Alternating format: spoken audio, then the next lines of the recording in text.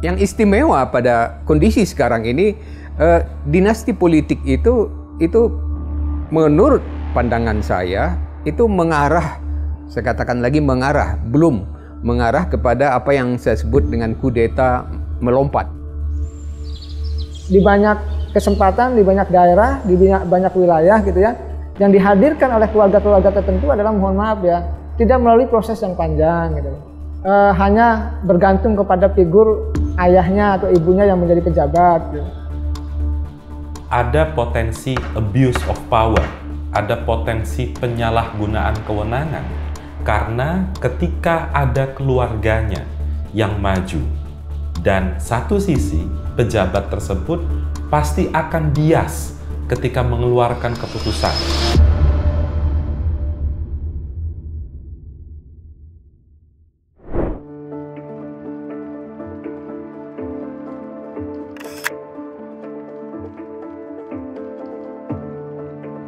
Kalau pada masa lalu gitu, generasi politik ini terjadi melalui selang waktu gitu. Misalnya Soekarno setelah tidak memerintah lagi beberapa puluh tahun kemudian baru anaknya yang naik sebagai presiden. Tidak demikian halnya apa yang terjadi pada saat-saat belakangan ini gitu. Ketika sang ayah itu masih berkuasa, putranya itu sudah seakan-akan ditunjuk untuk melanjutkan kekuasaan sang ayah gitu. Yang istimewa pada kondisi sekarang ini, dinasti politik itu menurut pandangan saya itu mengarah, saya katakan lagi belum mengarah kepada apa yang saya sebut dengan kudeta melompat gitu. Dulu pada masa awal Orde Baru dikenal istilah kudeta merangkak. Yang dimaksud dengan kudeta merangkak itu adalah upaya yang dilakukan secara bertahap, memakan waktu yang cukup lama yang dilakukan oleh Jenderal Soeharto sejak 1 Oktober 65 sampai menjadi pejabat presiden tahun 67 dan presiden penuh tahun 68. Butuh waktu 3 tahun untuk menjadikan apa yang disebut dengan kudeta merangkak itu menjadi kenyataan gitu. Dan kudeta merangkak ini baru bisa dibuktikan benar setelah peristiwanya terjadi gitu. Nah, jadi kita melakukan apa yang disebut dengan analisis post factum, analisis setelah peristiwa itu terjadi. Jadi dari rangkaian peristiwa sejak 1 Oktober sampai Super Semar bulan Maret tahun 66 sampai Soeharto menjadi pejabat presiden tahun 67 dan presiden penuh tahun 68, ini rangkaian ini yang disebut dengan kudeta merangkak tadi.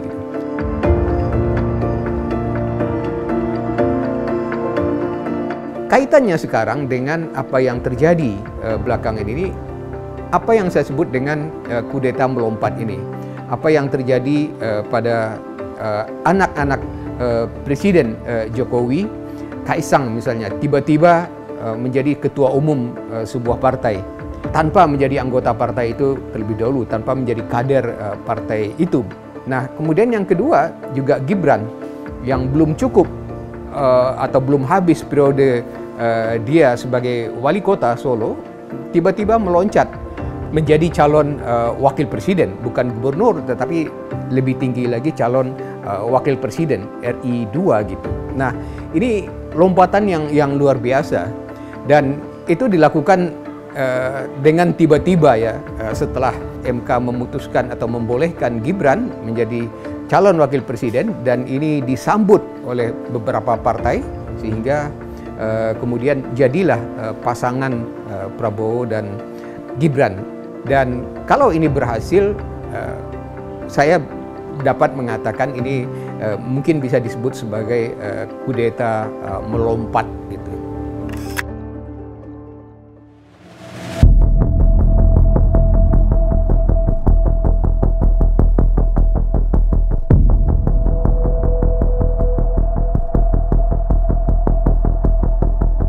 Oleh karena itu tadi inilah sebenarnya yang menjadi problem di negara demokrasi. Karena misalkan orang yang seperti saya gitu, yang orang yang di jalur pendidikan, tapi begitu masuk politik kita akan kalah.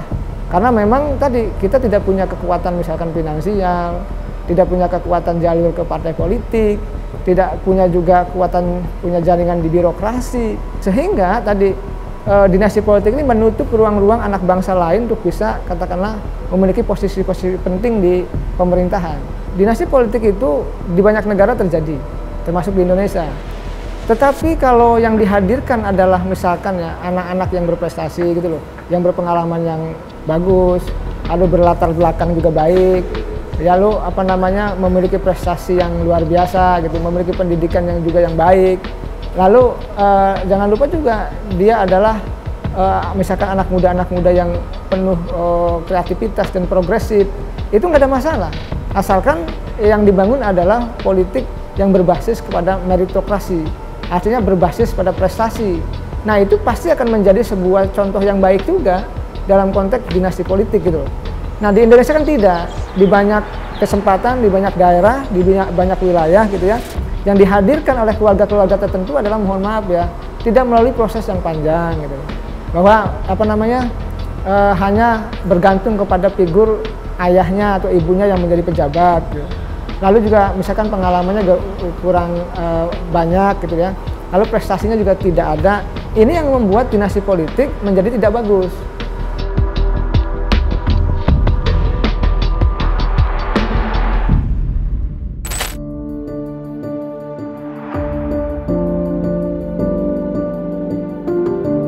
Oleh karena itu ke depan kalau kita ingin menata ya demokrasi dengan katakanlah adanya dinasti politik itu, maka dicari keluarga-keluarga yang prestasinya baik tadi, yang berintegritas, yang punya kapabilitas, yang punya kemampuan dan lain sebagainya.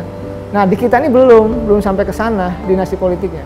Tetapi memang sulitnya tidak ada satupun lembaga yang berwenang gitu ya untuk bisa menilai apakah dinasti politik itu layak atau tidak. Itu persoalannya. Akhirnya kan menjadi bias, akhirnya menjadi siapapun bisa, siapapun merasa berhak. Itu yang menjadi problem kita.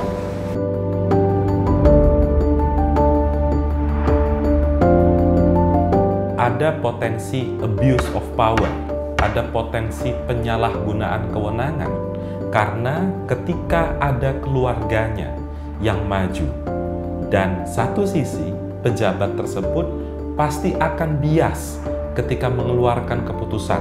Apakah keputusannya itu benar-benar demokratis terhadap seluruh lapisan masyarakat atau hanya menitik beratkan kepada keluarganya. Dengan logika normal, tentu kita pahami keputusan pejabat publik yang dihadapkan dengan konflik kepentingan karena ada keluarganya, pasti dia akan menguntungkan keluarganya terlebih dahulu ketimbang kepentingan publik secara lebih luas. Kita tahu saat ini dalam proses pencalekan banyak anak-anak dari pejabat teras partai politik maju sebagai calon anggota legislatif. Apakah di sana ada masalah secara langsung? Yang jadi pertanyaan adalah bagaimana proses mereka menjadi calon anggota legislatif.